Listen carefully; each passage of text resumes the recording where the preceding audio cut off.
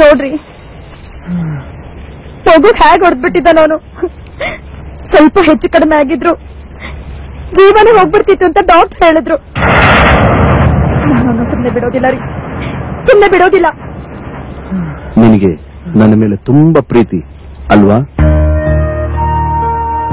ನನಗೆ ಒಂದೇ ಒಂದು ಸಹಾಯ ಮಾಡ್ಬೇಕಂದ ಹೇಳಪ್ಪ. ಈ ಮನೆಯಲ್ಲಿ ಒಂದು ಕ್ಷಣ ನೀನು ಇರ್ಕೊಡ್ದು.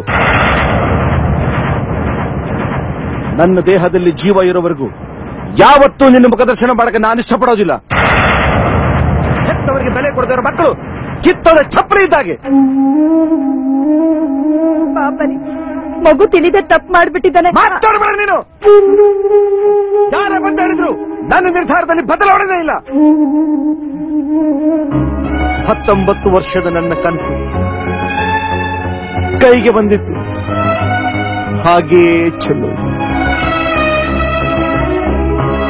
ಜೀವನದಲ್ಲಿ ಒಂದು ಗೋಲ್ ಇರಬೇಕು ಅಂದ್ಕೊಂಡವ್ ನಾನು ಕೇವಲ ಒಂದು ಎಂಡಿಗೋಸ್ಕರ ತನ್ನ ಭವಿಷ್ಯಕ್ಕೆ ಬೆಂಕಿ ಹಚ್ಕೊಂಡ ನೀವನು. ಇಂಥವರಿಗೆ ನಾನು ತಂದೆ ಆಗಿರ್ಬೇಕಾ? ಎಂಥ ಮಗನಿಗೆ ಜನ್ಮ ಕೊಟ್ಟಿದ್ದೀಯಾ ನೀನು ಅಂತ ಇಡೀ ಜಗತ್ತೆ ಹಾಡಿ ಹೊಗಳುತ್ತೆ ಅನ್ಕೊಂಡಿದ್ದೆ. ಅದಾಗ್ಲಿಲ್ಲ. ಎಂಥ ಮಗನನ್ನು ಹುಟ್ಟಿಸಿದೆ ನಿನ್ನ ಪೊಲೀಸ್ ಸ್ಟೇಷನ್ ಯಾವರಪ್ಪ ಅಂತ ಮಗಕ್ಕೆ ಹೋದ.